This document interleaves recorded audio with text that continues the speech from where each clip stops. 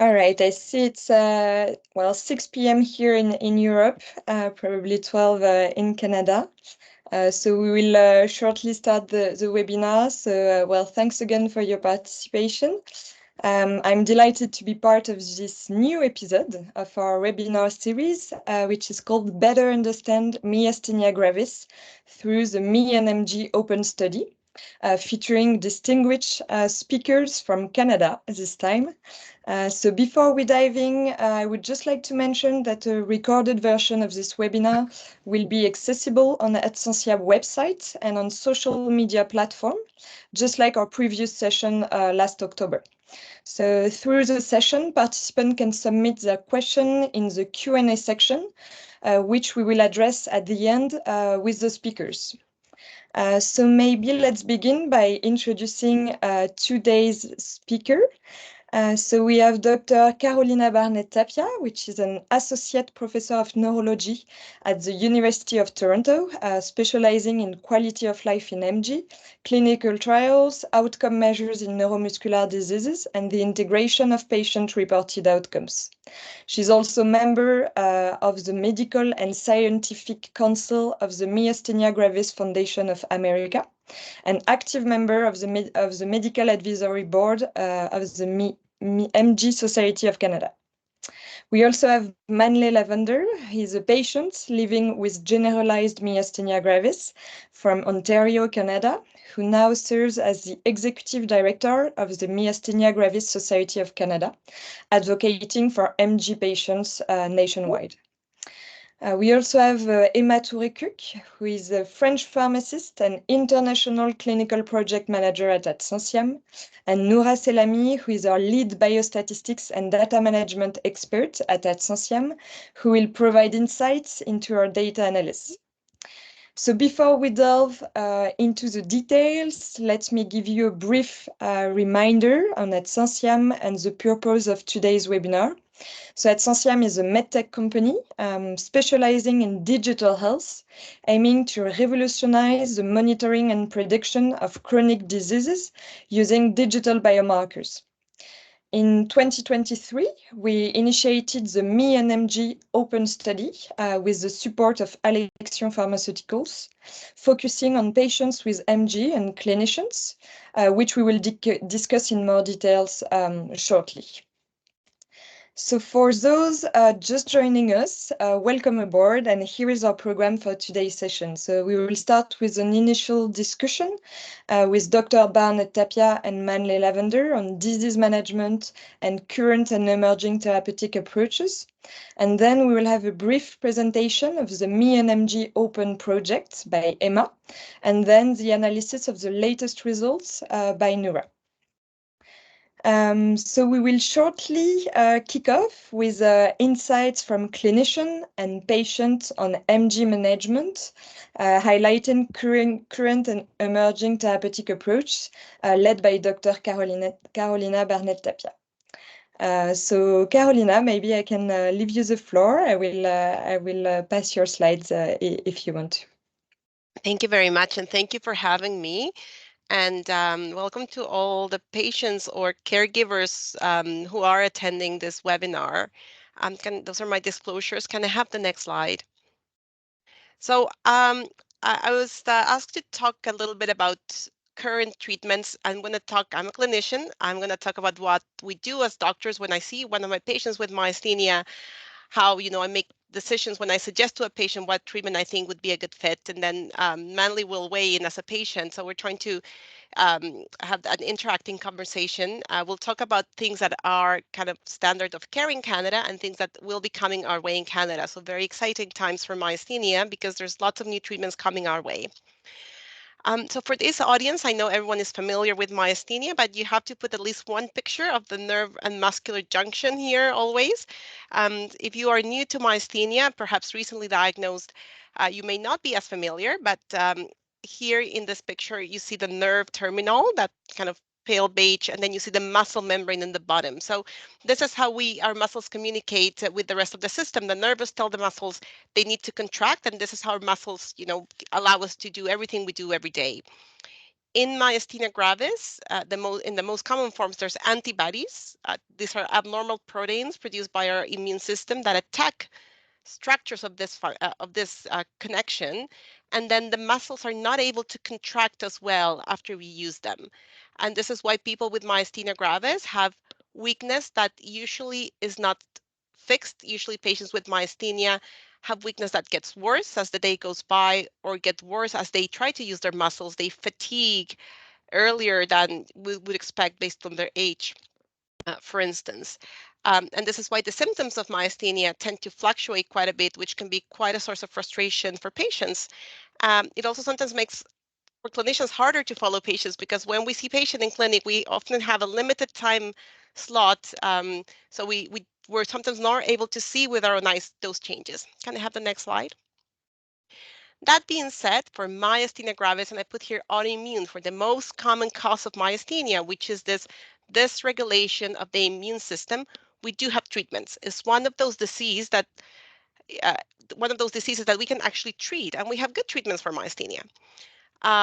What I do when I explain to my patients, or when I teach to our medical students and residents, is there's two ways to think about treatment. One is treat the symptoms, and two is to treat the underlying cause of the disease. So to treat the symptoms, there are medications that can make that connection between the nerve and the muscle more efficient.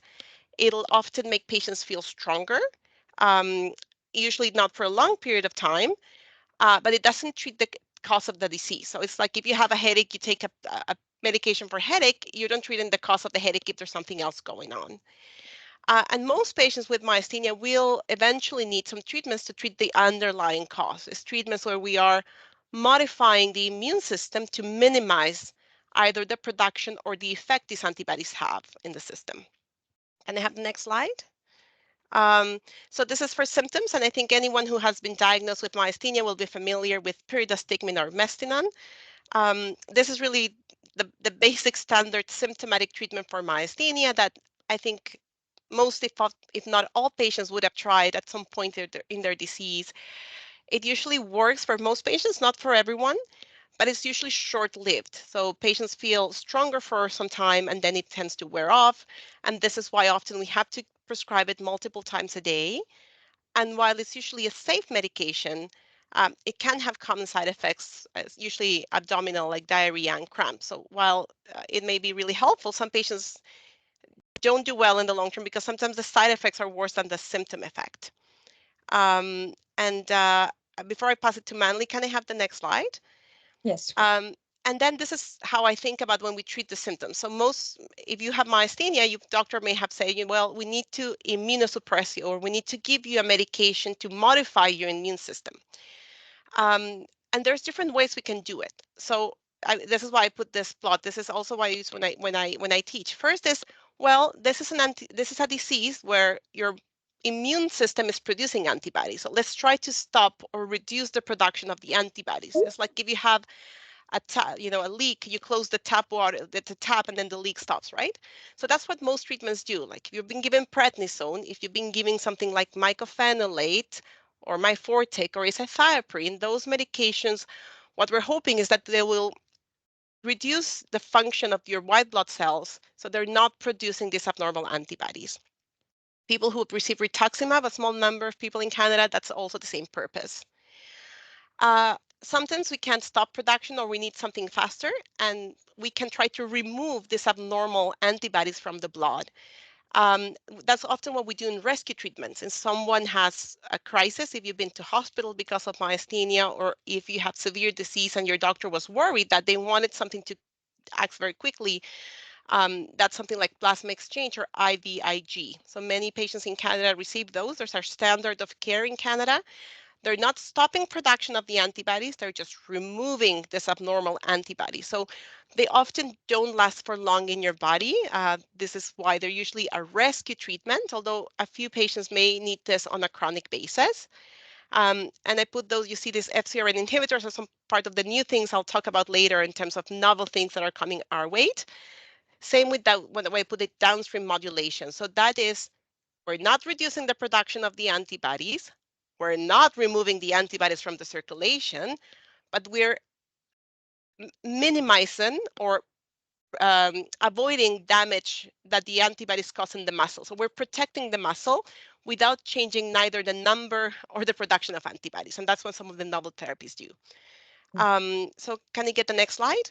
So Yeah. most people in Canada would have been presented with something like this. You would have been suggested to take pyridostigmine or mestinon as a symptomatic treatment.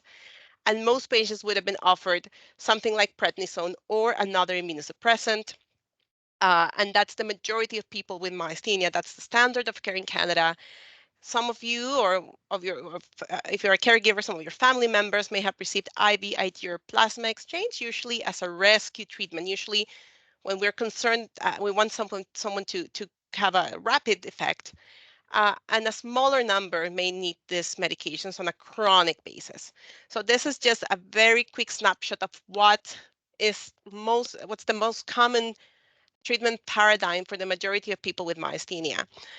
So Manly, I'll pass it on to you as a patient. When you were diagnosed and when you were presented, how do you feel that this was presented? How did you see the treatment options or the treatment paradigm of as a patient with myasthenia? You're on mute, Manly. Now, can you hear me? Yes, perfectly. Okay, perfect. Thank you for it changed. So I was just under 8 years before I was diagnosed. In 2021, I was diagnosed with periphery neuropathy. And then shortly after that, it was generalized MG. And I was started on mestinon for about a year. And then it was recommended that I have my thymus gland removed. And then within 3 months after that, I was put into a project, which was the subcutaneous program. And I was on that program for about 6 months as a study. And then I kind of crashed. And then my treatment plan was revamped. And that was January of 2022. And now I'm very stable, extremely stable with my treatment plan, physio, modified nutrition, and just a positive outlook. So it's a collective effort. It is staying true to your nutrition, staying true to your treatment plan, and communicating with your medical team if there's any deviations in any of that program is really important, because if you don't communicate back to your medical team, how can they adjust, modify, or just help you? So And this is, yeah, I made this like a cookie cutter kind of slide, but this is a very simplistic view. Because I always say, I think most of us would agree as a clinician that what we want for our patients is the best possible disease control. We want patients to hopefully have no symptoms. With the downside, we want the least amount of side effects. And I think one of the issues is that there's no medication ever that has zero side effects. It doesn't exist. Even if you go like natural medications, well, some of those have side effects too, right? So I think that's the issue, is that, for instance, we always say prednisone, but some people cannot have prednisone because they have severe diabetes and their blood sugars are very high. So, we're limited in the amount of prednisone some patients can get because it really makes a lot of problems for them. So it's always a balancing act. So even though it looks like a prescription, like we do the same every time, it's actually every time we see a patient, we take all of the things into consideration. So as a patient, I always, when they ask me to talk to patients, I talk to your doctor about everything else that's going on, because we have to we try to personalize this recommendation. So I put in my list, immunosuppressants as a general thing, but if you are a young woman and you're planning a pregnancy, there's some treatments I would never prescribe, which are completely contraindicated in pregnancy, while some immunosuppressants are actually safe for pregnancy. So the overall concept is the same. We need to suppress the immune system. We need to treat the symptoms, but how we go about it really, really depends on how old you are. are you planning pregnancy? Do you have other diseases? Are you taking other medications? So this is, we're treating, I put my slides, we always teach we're treating myasthenia gravis, but in reality, we're treating a patient, a person who has many other things going on Right. from a medical perspective, right, and a personal perspective. Manly, how would you say has been your experience navigating the healthcare system and kind of balancing these things in the side effects and other diseases? And It is a challenge. I'm very fortunate that within my family network and my friends, I've already got established clinicians, researchers that I would rely on to communicate and bounce, ideas and thoughts with them. And I would regularly reach out to my GP, nutritionist, physio. Like I've put together a real inclusive team. So do a lot of research and trust the research and the source of where you're researching to. I'm not an advocate of social media platforms to determine fact or fiction. I like trusting professionals and trusting those that have the experience and guide, and be open to ask questions. If you're given a diagnosis or given a medical treatment plan and you don't understand it, I'm one not to just say, oh, okay. I'm going to say why and for how long. And I'm going to trust you with that. But if there's a sense where things don't seem to be going where I think they should be going, I'm going to, go back to my medical team and ask a question. They're very open. I can send them an email, and within 24 hours, they get back to me. There was a point where I thought my medication was not working, wasn't functional. And I thought, was it something I was eating? So I immediately sent a question to them, and they got back to me within 2 hours to verify, did I change my diet? Was there anything that's changed? And it was just, I was very physical over those last 24 hours. So that expedited why I was feeling what I was feeling. So I had to personally adjust what I was physically doing, because it was exceeding what I was supposed to be doing. So I had to modify. But if I didn't feel comfortable enough to reach out to my medical team, I would have just carried on, and I wouldn't have adjusted my behavior, my physical behavior accordingly. So I can't emphasize enough to have a medical team that you trust, and trust yourself. I'm a big spidey sense. If you think something's not quite right, pay attention to it, note it down, and also note it down so that when you're feeling at your worst, you don't have to talk. You can look at it. You can put it in a form of an email or a text, because we all know that MG patients have great times and then not so great times. And like Dr. Tapia mentioned, that they have a small window of when they see their patient, and they may see them when they're really good, and the statistics and the numbers don't represent a longer version of that. So again, document, research, and validate how you're feeling with those purposes or those forms. We really see the importance of like individual treatment plan and management plans of such a disease with lots of fluctuation. But also now, if we look to the future, maybe Carolina, could you tell us more about the therapeutic advances, maybe the next options that will be soon available for MG patients, particularly for Canadian participants, as we know that there is maybe a lot in the audience? Yes. So if you're following the news in the States, we're always in Canada behind in terms of approvals for a couple of years. So it comes very frequently that our colleagues, or if you have friends or family in the States, are using medications that we have a little bit less access to, but they do come and we do have them. In the past few years, we have 3 medications that have approved in Canada. So for the patients, there's a regulatory process in Canada. First Health Canada has to approve. And then for medications that are expensive, then there are the assessment that how they're going to be paid for.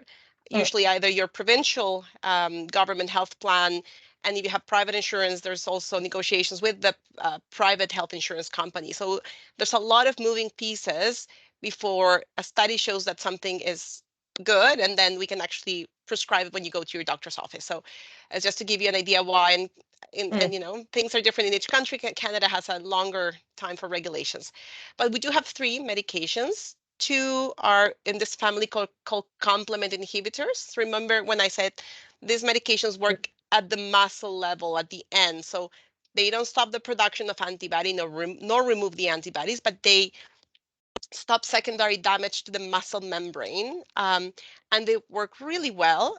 They work really well for a specific type of myasthenia. It's those patients who have acetylcholine receptor antibodies. So it's a very specific indication. And in Canada, they are available, and there's I know there's been work in place to make them more accessible. So that I'm hoping that we are going to be able to put more patients on those medications, and they're not first line. So it's not when you start off with myasthenia that you would be prescribed one of these, at least not in Canada, but it would be, say, if the standard of care, what we talk, your standard prednisone, your standard immunosuppressor is not doing their job, or a patient cannot use them for other reasons, and they still have significant symptoms, then these medications would be an option. And I personally have patients that receive these medications under special access programs that have done very well.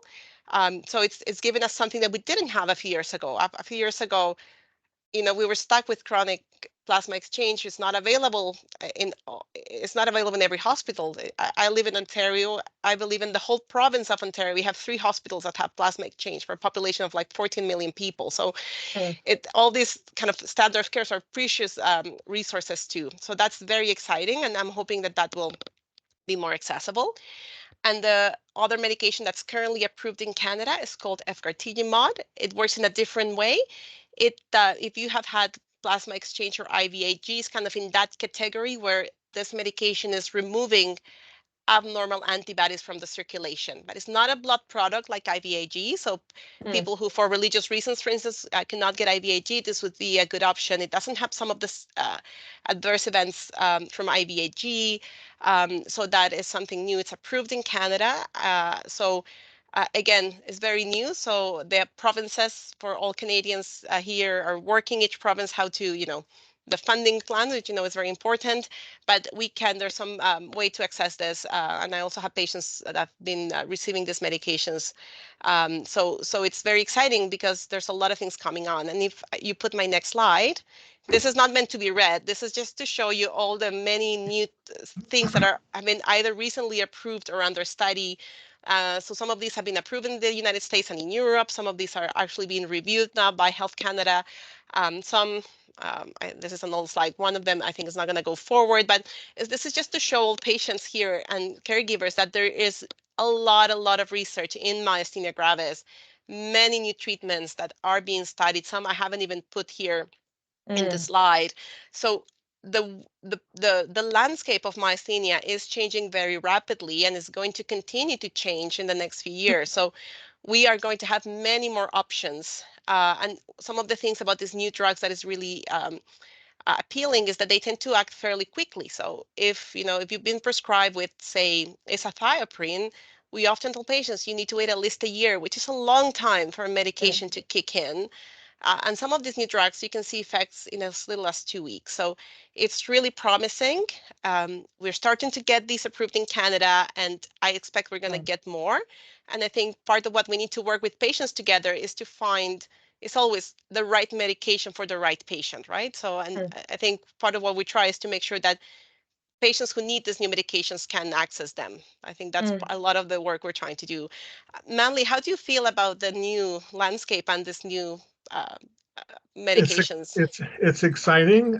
For myself, well, I don't know what to say. I'm on the other side where I'm stable, but it is very, very encouraging to know that in maybe within 2024 that many MG patients are going to be given the opportunity to utilize some of these new medications that are going to be released through Health Canada program. So I think it's encouraging, exciting, and from a mental health standpoint, it gives people hope that how they're feeling today, just stay with the plan, trust your doctors, and we're going to get there. So knowing that there are these new platform medications on the horizon gives people hope and gives them a reason to keep going. Well, that's interesting, and also interesting to see in the future, as you said, Bernard Tapia, maybe different patients on different treatment with different efficacy. So really, well, once again, the importance to have like this individual monitoring and to be also aware of the different needs from patients also, as that would be interesting to target the perfect treatment plan. So thanks very much, Manley, for this insights. Maybe Dr. Bernard Tapia, I'll give you the floor for a few take-home message for the audience regarding this treatment landscape and future option ongoing. Yes. So I always, no one likes to be diagnosed with a chronic disease. We like when we don't find anything, but when we diagnose people with myasthenia, I'm an optimist by nature. The half full glass is that it's a treatable disease. And most people who living with myasthenia actually respond to the current medications. And our medications are not perfect. And yes, we have to talk about side effects and monitoring, but most people do get response to common medications, which is a good thing. That being said, we have some patients who have what we call refractory disease that are harder to treat, and some patients feel better, which is great, but we want them to not just be better, we want them to be well. We want them to be back to being able to do all the things that are important for them. And I think those are the patients who would benefit the most from novel therapies, right? I mean, if you're doing so well with Manley with standard of care and you're really well controlled, these novel therapies are not for you, but there's a lot of people who really will benefit, I think, from these novel therapies. And just to highlight the hope part that Manley was speaking, when I train, I'm not that old, but when I trained, we have very few things for myasthenia. Most of them, like all label non-specific medications. And in the past 5 years, it's changing so rapidly and is just increasing more and more. So I am really, really optimistic about the landscape of myasthenia gravis for all the patients in the next, and really this is the short to medium term. We're not thinking about 20 years from now. We're really thinking things that are going to come to Canada in the next couple of years. So talk to your doctors, always run everything by your doctor. We see a little piece of you when we see you in our clinical visits, and things like the ME&MG and things like how to assess how you're doing in between visits has been, I think, becoming and will become more and more important to help you and your doctors make decisions together how to best help you. Well, thank you very much, both of you, for sharing this valuable insights into disease management and therapeutic options also. And that's a great link to our second part. Thanks, Carolina. So if we delve deeper into patient perspective on disease management and also real-world disease management, we will go now into the latest findings from ME&MG Open project and study. So maybe to kick off this segment, I will pass the floor to Emma, who will provide more details about the digital device used in the ME&MG Open itself, as well as an overview of the study after all. Thank you, Clarissa. Thank you, Clarissa, and thank you everyone for joining today. I'm going to present to you shortly our ME&MG Open mobile app, and then shortly as well the study. So what's in ME&MG Open? We have created on the basis of standard tests that you can do when you go to see your doctors, digital tests that will aim to measure symptoms. So we have the My Eyelids test. It's a very simple test to measure eyelids drooping. Using the phone, you will take 3 selfies of only your face, and the algorithm will be able to measure the eyelids drooping. This test is very short, it's only 1 minute. We have only the My Breathing test to measure breathing capacity. It's based on a sustained phonation test. The principle is very easy to, to perform. It's just saying, for as long as you can. This based on very scientific and validated data can help us measure breathing capacity. We have also the My Voice test to measure dysarthria. The principle is to read a text at your own pace and normal volume. And the algorithm that was developed by our data scientists will measure the onset of dysarthria and if dysarthria is present or not. For the MIME arms test, we will measure arm strength. You have to sit on a chair, holding the phone at 90 degrees and really the sensors of the smartphones linked with the algorithm will detect when you drop the phone. And the last test is My Legs to measure leg strength. So the phone needs to be put in your pocket, so you need to wear pants. This is the only requirement for this test. And then to stand up and sit down from a chair as many times as you can, based on how you feel during the day when you do the test. And the algorithm will measure leg strength that way. So as we were saying, we have also besides the symptoms, there is also some feelings and states that can be measured with questionnaires. So we thought it was really important to implement them in our app. Thus, we have implemented 5 questionnaires that are also very easy to answer in the app and very quick to answer. One questionnaire about quality of life related to myasthenia, the MGQOL15R. One questionnaire about mental health and more specifically depression symptoms that can happen. One questionnaire about daily activities, the famous MGADL, and Nora will present the results on this questionnaire right after that. We have also added one questionnaire about sleep quality and insomnia. And the latest questionnaire is a questionnaire about chronic pain. These questionnaires are available directly in the app, and the researchers will receive the results during the study.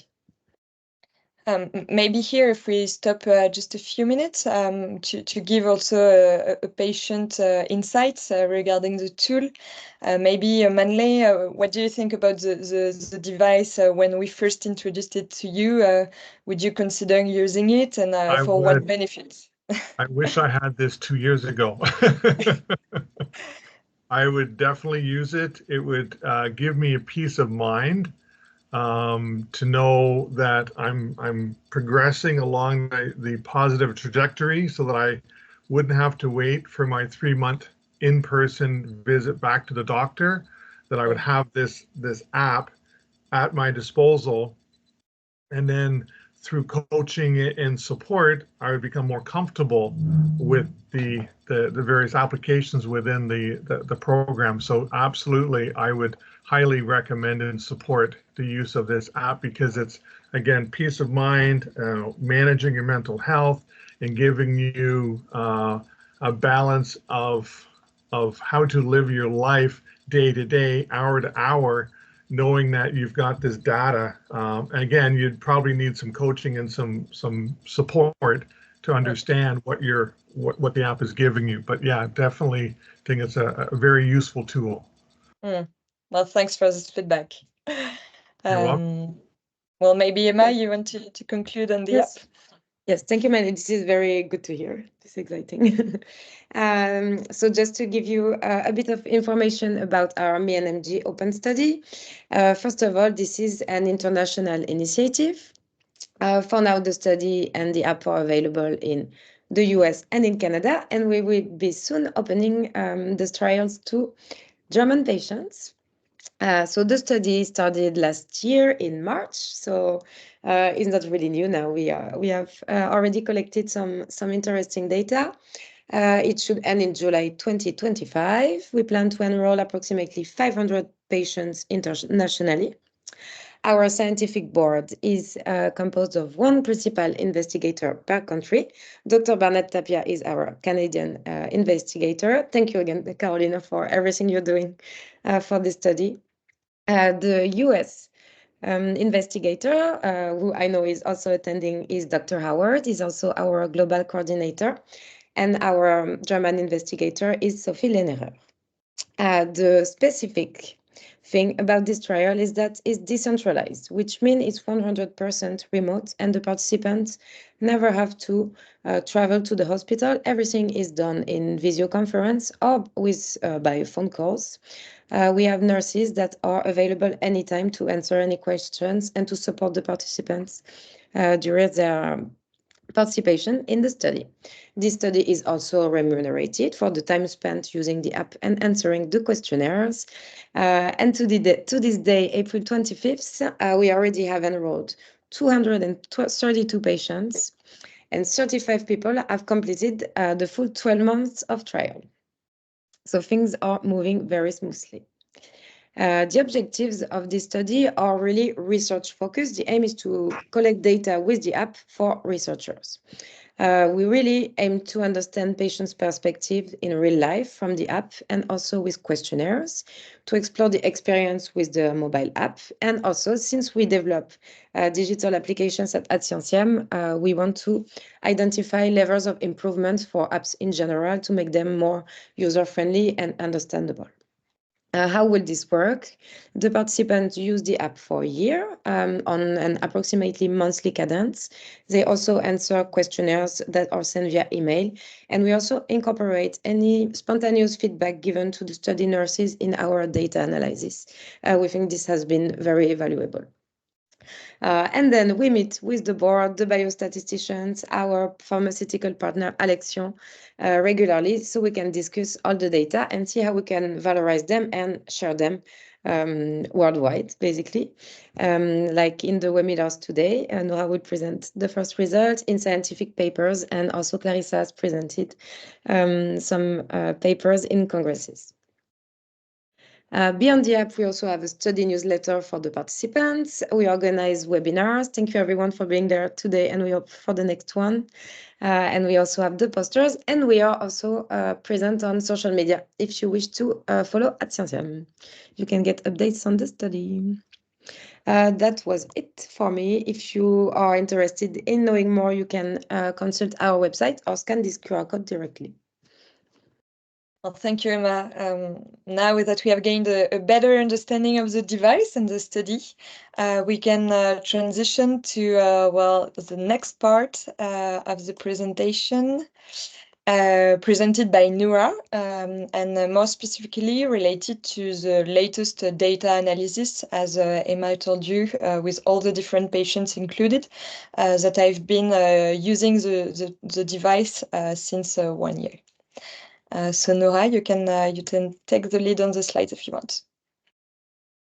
Thank you, Clarissa. Hello, everybody. I'm very glad today to come with the latest results of the study.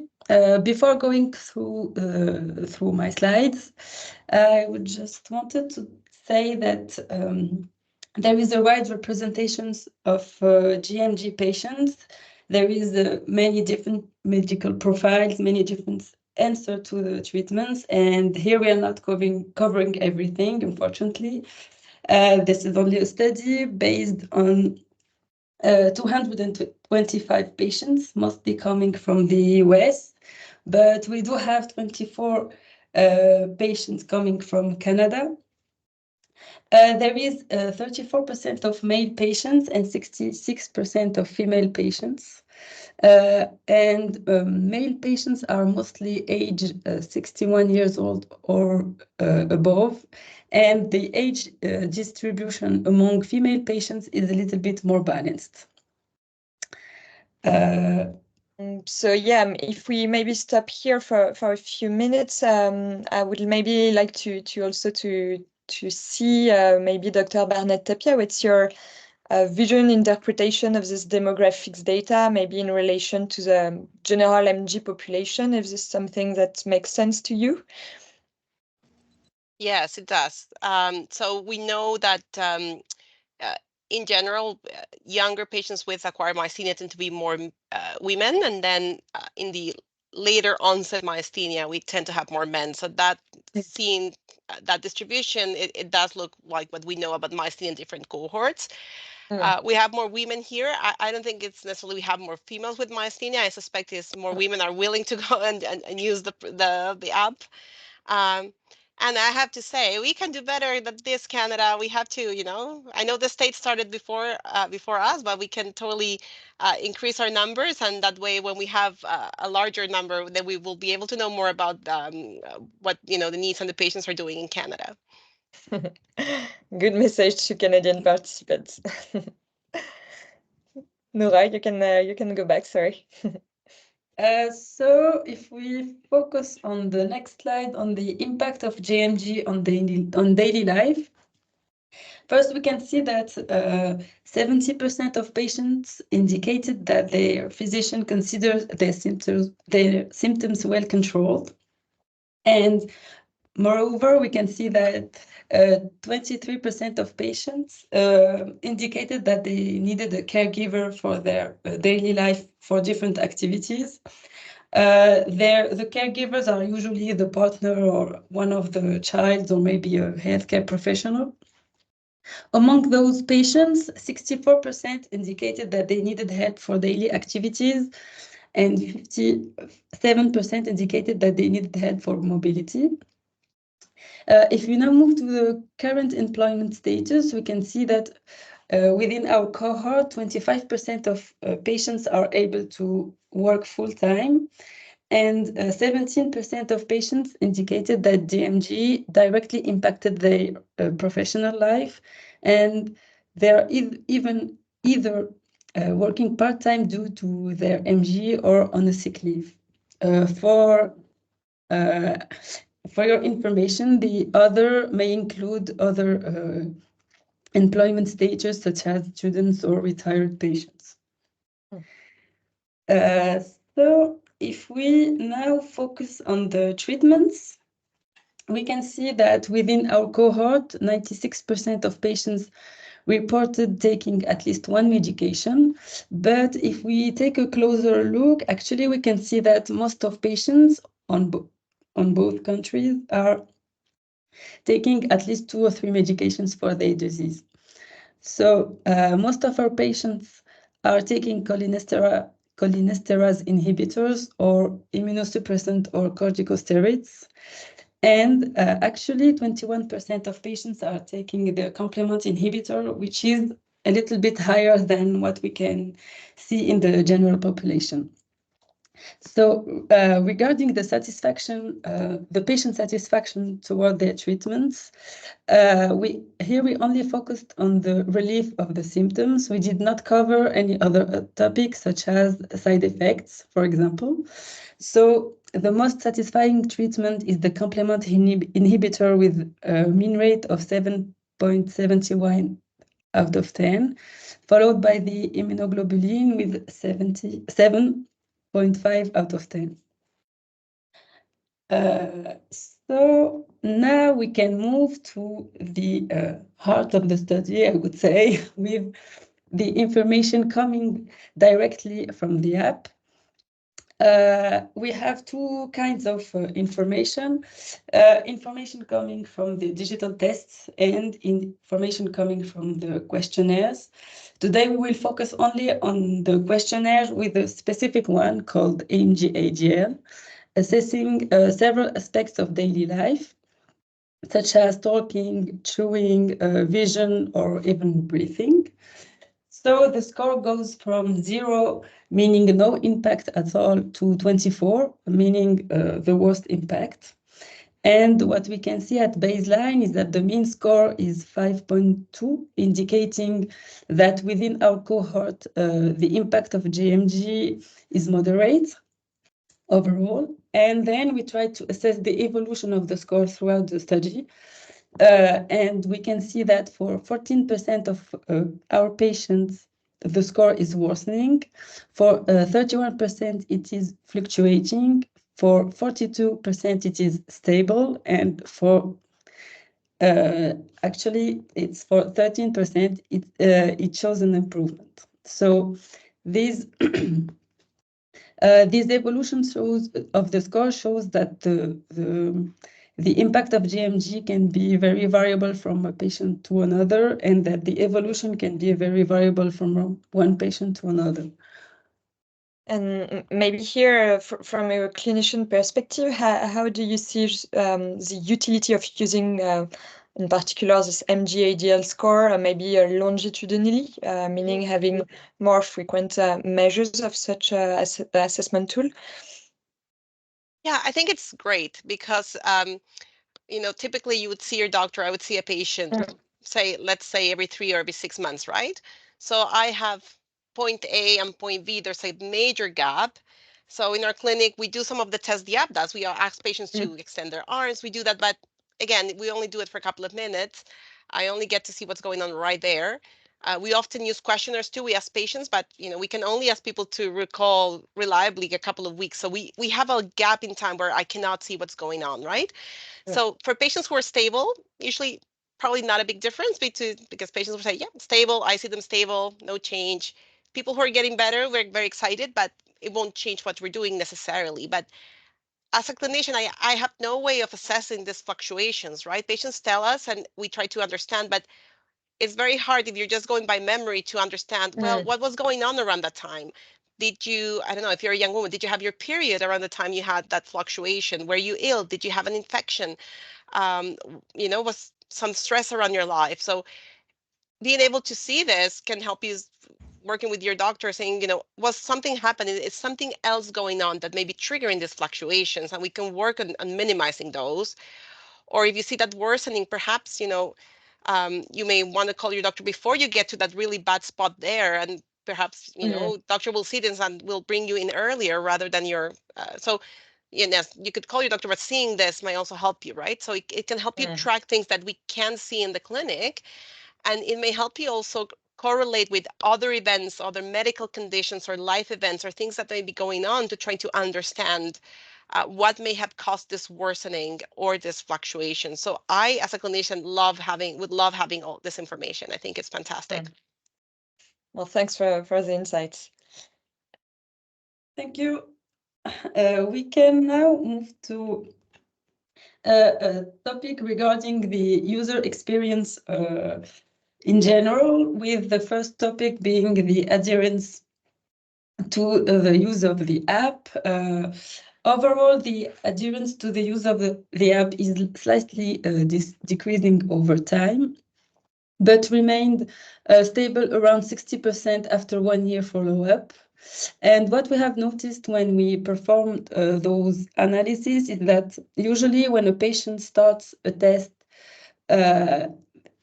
they complete it. And actually, when they start the test, they do the entire battery of tests.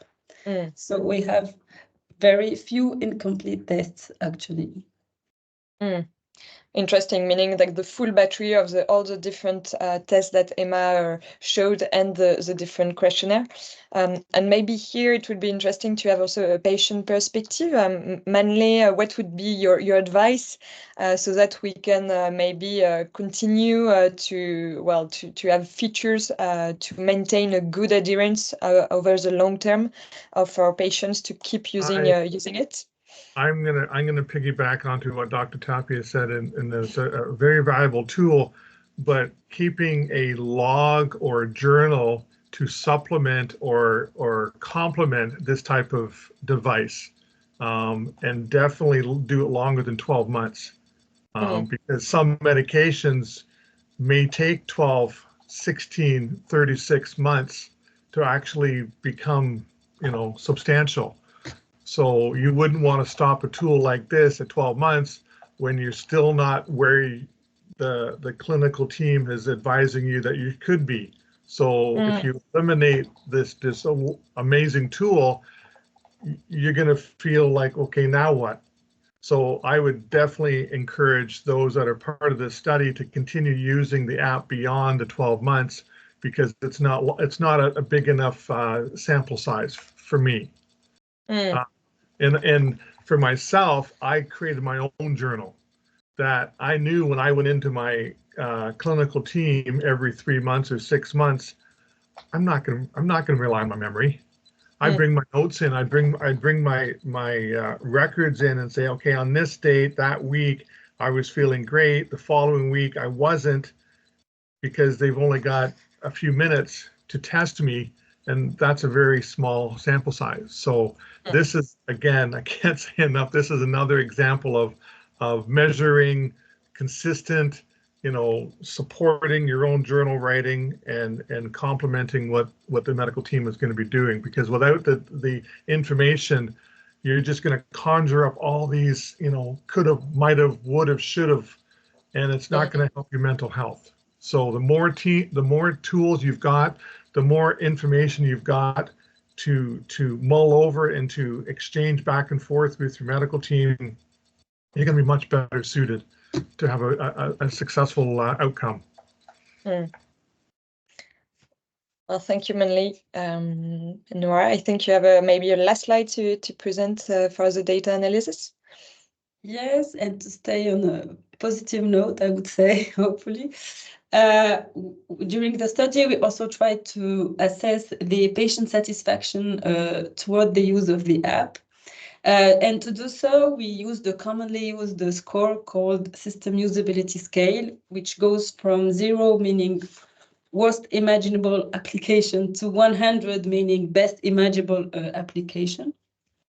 And scores above 85 refers to excellent application. And what we can see is that after 6 months of use, participants who answered to this satisfaction questionnaire gave a mean rate of 85 out of 100, meaning that they consider the app as an excellent app.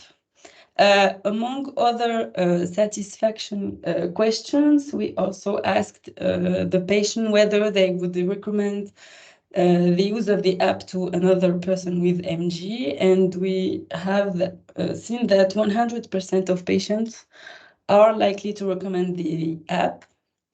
Here we have some feedbacks coming from our patients. They're overall quite positive, and we think that it's very promising for us and for the use of the app, hopefully. Well, thank you very much, Nora. I will go back on the slide. So yeah, we have a few minutes to answer and to address any question from the audience, either for Dr. Barnett Tapia or for Manley, or if there is any question regarding the device or the study. So I have a first question on my side, maybe for Manley. Someone who was curious about your modified nutrition. If you are willing to, can you maybe explain for those who are joining and maybe curious about this type of health tools that you could put in place?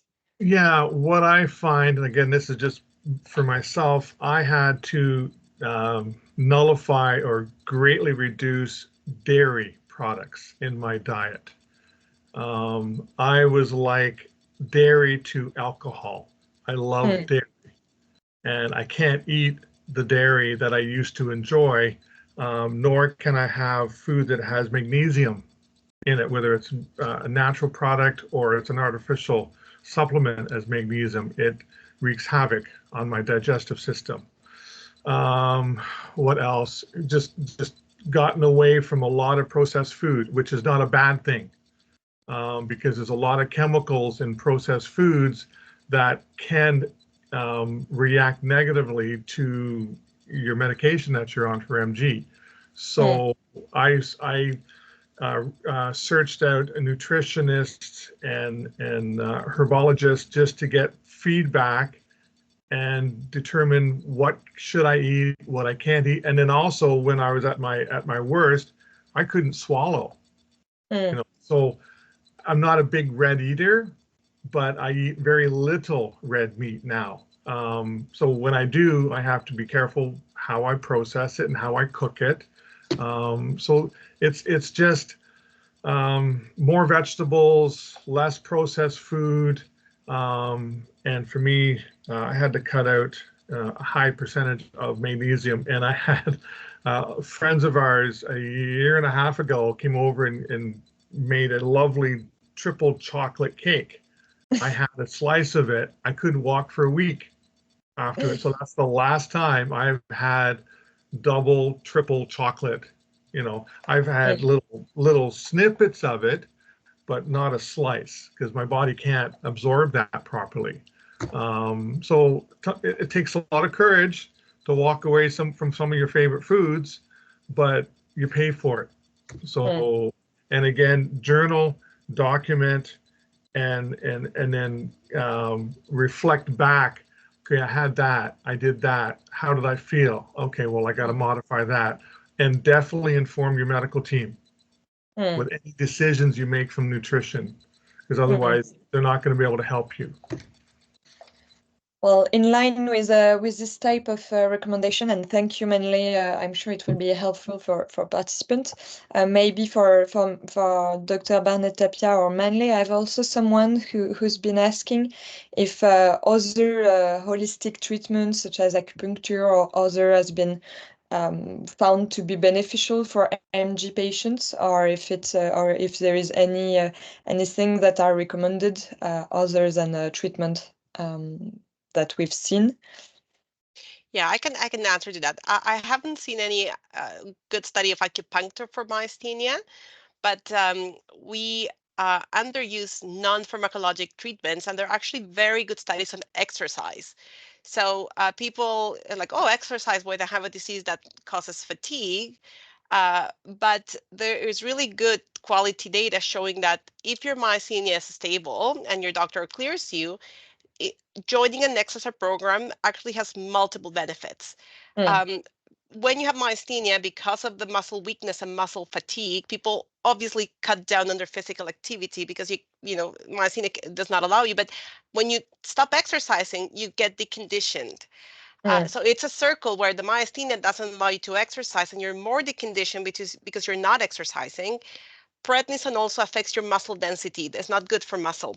So we know that once you're stable and if doctor clears you, enrolling in an exercise program, possibly a combination of resistance and slowly building it up, is actually good for patients. It's safe when your doctor has cleared you.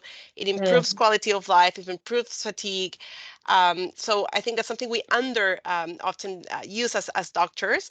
And I often get asked what's the best program. That we don't know. There's multiple studies in different countries in the world that have used different things, but they're very consistent in showing that if you're doing a study, start slowly, build it up slowly. You shouldn't exercise to the point of being wiped out that you can't move the next day. That's overdoing it. And if you can get help from, if you have access to a physiotherapist or a professional that can help you tailor that, that's really good. The other thing is sleep. A lot of people with myasthenia know that if you have a poor night's sleep, you probably feel worse.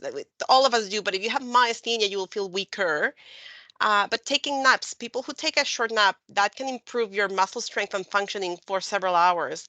And sometimes not just napping, closing your eyes if you have droopy eyelids. Cooling down, we know that heat, a lot of people with myasthenia feel worse in the summertime because the heat makes that connection between the nerves and the muscles less efficient. So cooling down, some people have used, I've heard patients using cooling jackets. I have people who wear the ice, like cold masks to give your eyes a break. So all those things are non-medication, are very helpful. Pacing yourself, distributing your load during the day in a different way. So there's a lot of things that are non-medications that can make a big difference, for sure. Yeah. Well, thank you for this answer. I will take a last question, maybe for Emma, from a participant in the ME&MG Open study, someone who is curious to see how it could get access to his past data so that it could help understand, the disease and disease management. Maybe what are your thoughts on this? Okay, so if you're a participant in the study, When your participation is complete, you can contact the study team, and then we'll be able to share with you the data that has been collected during your participation. It's just important to note that this data will be raw data, because the analysis by the data scientists will be performed on the global sample level at the end of the trial. Also, this data is not destined to be interpreted with your healthcare professional, but you can get it when you finish the trial. This is your rights as data privacy. We are very attached to respecting this. Well, thank you, Emma. I see that we run out of time, so maybe I will wrap up.